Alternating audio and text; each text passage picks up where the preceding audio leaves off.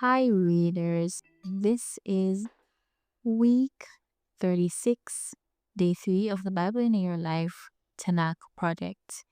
Today in Nehemiah 3:33 and 4 to 6, we'll see opposition rising as enemies like Sanballat and Tobiah mock, threaten, and plot against the work. But through prayer, vigilance, and determination, Nehemiah and the people press on to rebuild the wall of Jerusalem. Let's begin. Nehemiah 4 Enemies oppose the rebuilding. Sanballat was very angry when he learned that we were building the wall.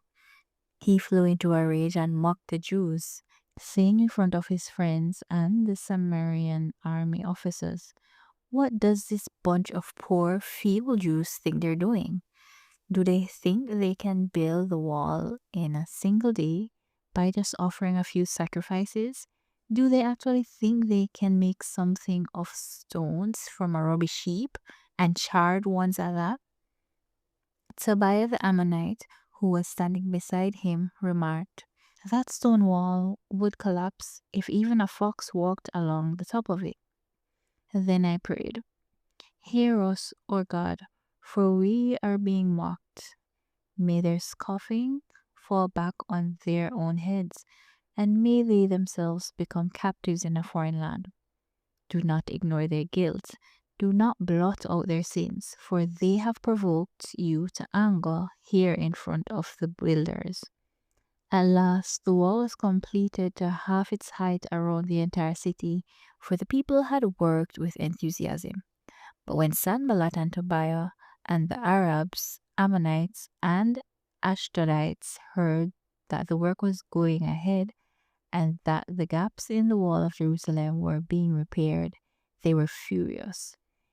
They all made plans to come and fight against Jerusalem and threw us into confusion. But we prayed to our God and guarded the city day and night to protect ourselves. Then the people of Judah began to complain. "The workers are getting tired, and there is so much rubble to be moved. We will never be able to build the wall ourselves." Meanwhile, our enemies are saying, "Before they know what's happening, we'll swoop down on them and kill them and end their work." Then the Jews who lived near the enemies came and told us again and again, "They will come from all directions and attack us." So I placed armed guards behind the lowest parts of the wall in the exposed areas. I stationed people to stand guard by families, armed with swords, spears, and bows. Then, as I looked over the situation, I called together the nobles and the rest of the people and said to them, "Don't be afraid of the enemy. Remember the Lord, who is great and glorious, and fight for your brothers, your sons, your daughters, your wives, and your homes."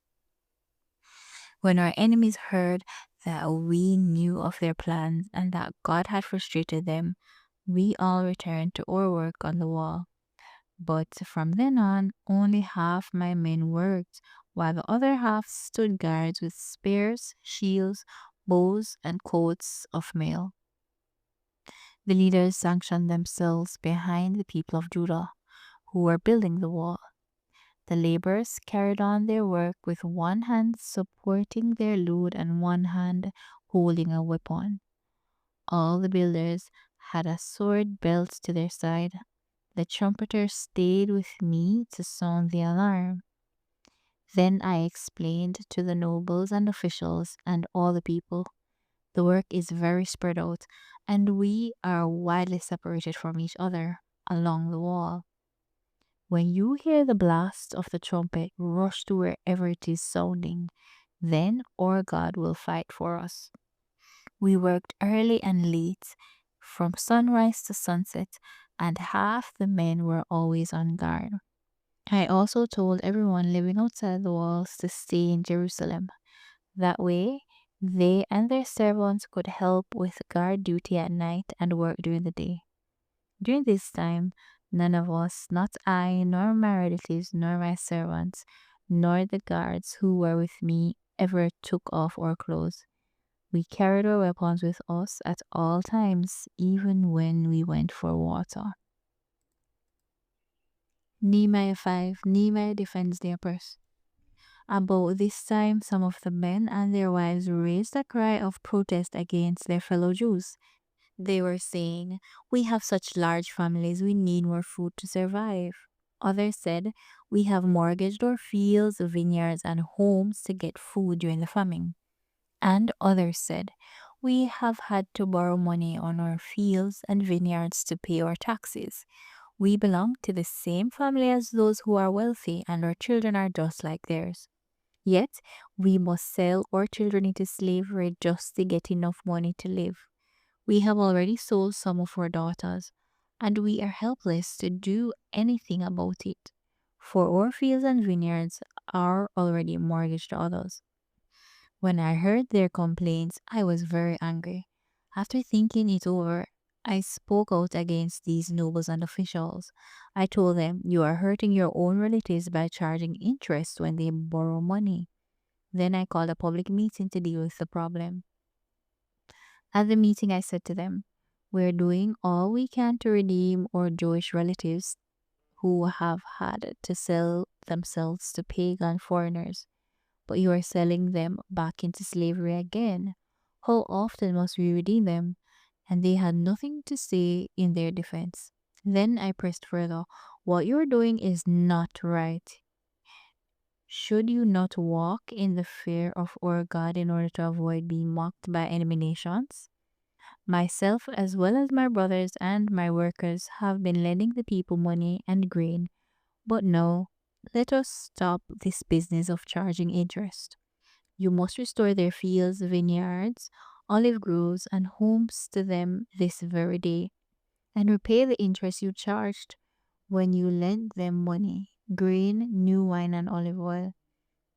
And they replied, "We will give back everything and demand nothing more from the people. We will do as you say." Then I called the priests and made the nobles and officials swear to do what they had promised.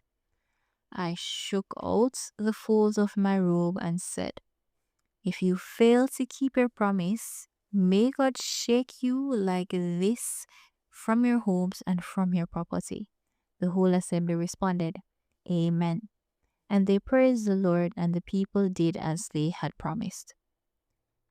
For the entire 12 years that I was governor of Judah, from the 20th year to the 32nd year of the reign of King Artaxerxes, neither I nor my officials drew on or official food allowance. The former governors, in contrast, had laid heavy burdens on the people, demanding a daily ration of food and wine, besides 40 pieces of silver. Even their assistants took advantage of the people, but because I feared God, I did not act that way. I also devoted myself to working on the wall and refused to acquire any land. And I required all my servants to spend time working on the wall. I asked for nothing, even though I regularly fed 150 Jewish officials at my table, besides all the visitors from other lands.